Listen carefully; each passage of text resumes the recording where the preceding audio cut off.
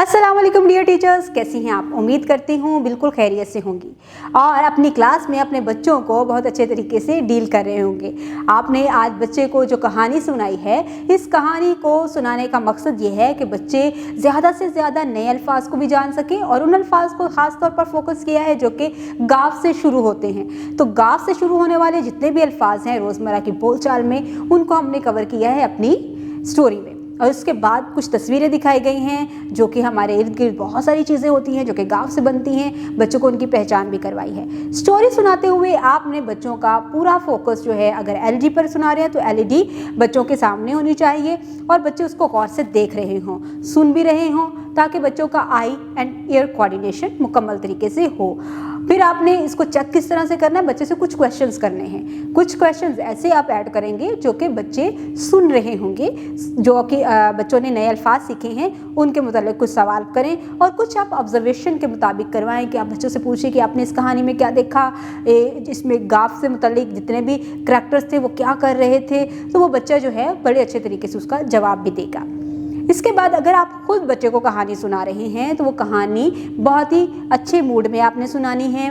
आपने बच्चों के लेवल पर बैठना है और बच्चों को उस कहानी में अपनी आवाज़ के उतार चढ़ाव और अल्फाज की अदायगी से वाज़िया तौर पर फोकस करना है गाफ से शुरू होने वाले अल्फाज पर, ताकि बच्चे गाफ की आवाज़ को पहचान सकें। उसके बाद गाफ की शक्ल की पहचान करें। मुकम्मल और आदि शक्ल की पहचान करने के बाद बच्चों को लिखना सिखाएं। प्री राइटिंग एक्टिविटीज़ जितनी हो सकती हैं उतनी करवाएं ताकि बच्चे फॉर्मेशन को अच्छे तरीके से समझ। उसके बाद स्टीम एक्टिविटीज़ करवाते हुए बच्चों को आपने इन्वॉल्व करना है अपनी एक्टिविटीज़ में और बच्चों को आपने मुकम्मल क्लियर इंस्ट्रक्शंस देनी हैं। आप जो भी इंस्ट्रक्शंस बच्चों को देंगे बच्चे उन्हीं को फॉलो करेंगे।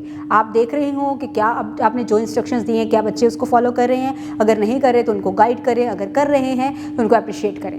इसके साथ ही अब जो आपको क्लास में क्लास वर्क दिया गया है उस क्लास वर्क को भी आपने वॉकिंग एंड टॉकिंग मेथड के मुताबिक आपने बच्चों को गौर से देखना है, बच्चों को गाइड करना है कि कलर कैसे करने हैं और उसके बाद आपने देखना है कि बच्चा पहले डॉट से लेकर आखिरी डॉट तक किस तरह नुक्तों को आपस में मिला रहा है, फॉर्मेशन के मुताबिक हर्फ को लिख रहा है। इस तरह से आपने बच्चों को डील करना है। जब बच्चों को होमवर्क दे रहे हो तो आपने क्लियर इंस्ट्रक्शंस लिखनी हैं उसकी डायरी के ऊपर और फिर उस बच्चे को गाइड करना है कि उसने किस तरह से घर जाकर अपनी तमाम तर एक्टिविटीज़ को शेयर करना है, क्योंकि बच्चे जो कुछ भी कर रहे हैं वो उसके पेरेंट्स तक पहुंचना बहुत ज़रूरी है। आपने बच्चों को डायरी लिखने का तरीका बताना है, उनकी डायरी लिखवानी है, क्लियर इंस्ट्रक्शंस देनी है और बच्चों को बताना है कि उन्होंने घर जाकर डायरी पर लिखा हुआ काम किस तरह से मुकम्मल करना है और अपनी डे की रूटीन पेरेंट्स के साथ कैसे शेयर करनी है। इस तरह से बच्चे बेहतर तरीके से अपने आप को रिकॉल करना भी सीख जाएंगे कि उन्होंने आज क्या क्या एक्टिविटीज़ की हैं और उन एक्टिविटीज़ का मकसद क्या था। वो सारा कुछ बच्चे जो है वो घर जाके बताएंगे, स्टोरी भी पेरेंट्स को सुनाएंगे। तो इस तरह से एक अच्छा रेपो बिल्ड हो जाएगा और इस तरह से एक अच्छा लिंक डेवलप होगा टीचर्स, पेरेंट्स और स्टूडेंट में। अपना बहुत सारा ख्याल रखिएगा। उम्मीद करती हूँ आपने आज की इस वीडियो से बहुत कुछ सीखा होगा। खुदा हाफिज़।